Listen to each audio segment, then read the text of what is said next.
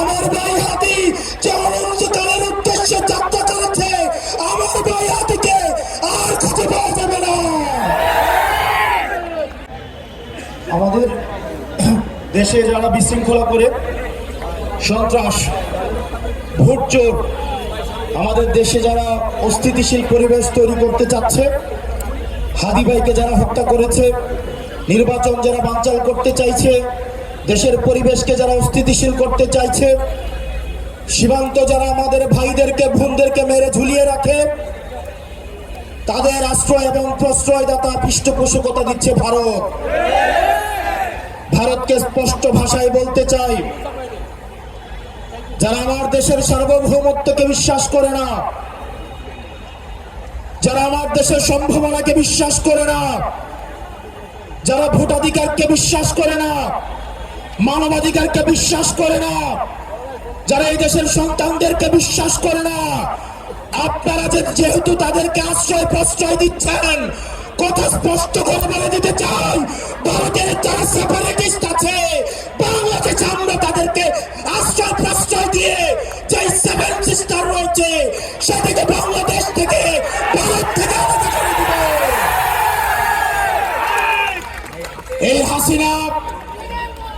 হাসিনার পৃষ্ঠপোষক স্পষ্ট ভাষায়, দিনের আলোর মতো স্পষ্ট স্বচ্ছ, তাদেরকে ভারত অর্থ দিয়ে, তাদেরকে অস্ত্র দিয়ে, ট্রেনিং দিয়ে বাংলাদেশের বিরুদ্ধে তাদেরকে দাঁড় করিয়ে দিচ্ছে। আমাদের ভারতের বিরুদ্ধে একটি পার্শ্ববর্তী দেশ বলার কোন সুযোগ নাই।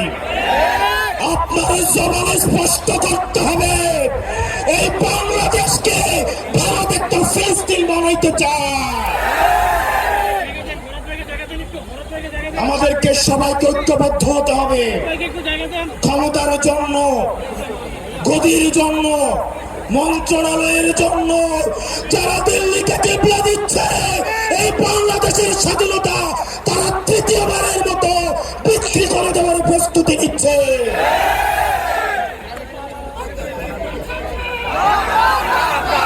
প্রিয় মুক্তিকামী জনতা,